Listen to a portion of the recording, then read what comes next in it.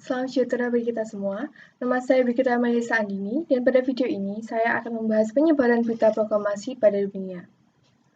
Usai pembacaan teks proklamasi, berita tentang proklamasi kemerdekaan Indonesia menyebar ke Sumatera, Jawa Barat, Jawa Tengah, Jawa Timur, Sunda Kecil, Kalimantan, Sulawesi, dan Maluku.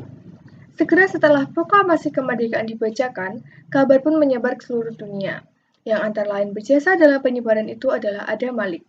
Dari tempat persembunyiannya, di Bungur Besar, Adam Malik menelpon Asa Bafagi dan mendiktekan bunyi teks proklamasi. Adam Malik lantas meminta berita itu diteruskan kepada Panglulu Lubis untuk disiarkan. Panglulu Lubis pun menyelipkan berita proklamasi itu di antara berita-berita yang telah disetujui Hodohan yang kemudian disiarkan melalui kawat oleh teknisi Indonesia.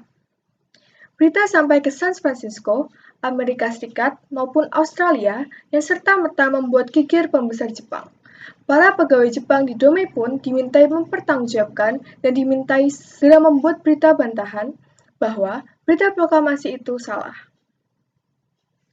Yang ditugaskan untuk membuat bantahan adalah Samsudin Sultan Makmur dan Rinto Alwi dibantu seorang Jepang bernama Tanabe.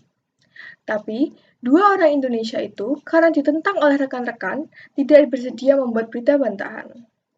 Tanabe sendirilah yang kemudian membuatnya dan disiarkan di Marconi Swan, Wau melalui kawat. Berita proklamasi kemerdekaan itu kemudian diteruskan ke Hosokyoku yang saat itu dikuasai Jepang. Caranya dengan menyelundupkan berita tersebut. Saat itu, Jumat petang, beberapa jam setelah proklamasi, seseorang dari Domei masuk ke RRI dan melompat ke tembok belakang karena jalan depan dijaga ketat oleh kapentai. Lalu memberikan seri kertas dari Adam Malik kepada penyiar Jusufrono Dipuro. Di kertas itu Adam Malik menulis, "Harap berita terlampir disiarkan." Lampiran berita itu tak lain adalah naskah proklamasi. Pukul 19.00, Jusufrono Dipuro pun membacakannya di studio siaran langsung luar negeri. Berita proklamasi kian meluas dan menjadi buah bibir. Di Surabaya, berita kemerdekaan dari Domei Jakarta diterima Markonis Jacob dan diberikan kepada Raden Mas Bintarti dan wartawan Sutomo atau Bung Tomo. Melalui surat kabar, Suara Asia yang terbit di Surabaya dan Cahaya yang terbit di Bandung adalah surat kabar pertama yang menyiarkan berita proklamasi kemerdekaan Indonesia. Sebulan setelah Indonesia merdeka, Suara Asia menerbitkan berita proklamasi kemerdekaan Indonesia pada 18 Agustus 1945. Meski kondisi waktu itu Jepang melarang agar media tidak memuat tentang pergerakan apalagi proklamasi kemerdekaan, namun para pemuda yang berjuang melewat pers terus menyebarkan peristiwa bersejarah bangsa Indonesia tersebut. Hampir seluruh harian pers di Jawa pada penerbitannya 20 Agustus 1945 memuat berita proklamasi kemerdekaan dan Undang-Undang Dasar Negara Republik Indonesia dan dibuatlah selebaran-selebaran serta menempelkannya di sekitar kantor Suara Asia.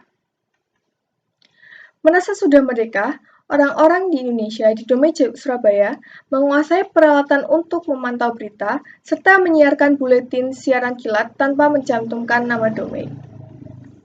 Domei Surabaya merupakan cabang pertama yang melepaskan diri dari Domei Pusat. Di Semarang, berita proklamasi dari Domei Jakarta diteruskan kepada penguasa tertinggi Indonesia di sana, Mr. Wongsonegoro. Berita itu dibacakan Wongsonegoro dalam sidang pleno dan mendapat tanggapan meriah, lalu disebarluaskan kepada masyarakat. Di Bandung, berita proklamasi sampai melalui Morkes, tapi wartawan dan Markonis Domei Bandung yang nasionalis terjegal saat akan menyebarkannya. Jepang melarangnya karena berita dikirim dari Jakarta tanpa izin Kepala Barisan Propaganda Jepang. Tapi, berita proklamasi tetap sampai ke meja redaksi, surat kabar, dan radio Jepang Bandung. Hosokyoku, Harian Saha, Suara Merdeka. Peristiwa serupa terjadi di Yogyakarta maupun di daerah-daerah lainnya. Antara sempat diganti Jepang dengan nama Yashima atau Semesta pada 29 Mei 1942. Tapi nama itu hanya bertahan 3 bulan, selanjutnya berganti nama menjadi Domei Indonesia. Domei bertahan hingga 3 September dan sejak itu berganti nama menjadi Antara. Berikut adalah penyebaran yang dilakukan oleh tokoh-tokoh nasional Indonesia demi memperjuangkan kemerdekaan Indonesia dan diakui oleh dunia. Maka dari itu, sebagai penerus beliau, hendaknya bangga dan melanjutkan perjuangan para tokoh-tokoh nasional. Sekian dari saya, mohon maaf bila terdapat salah kata. Terima kasih.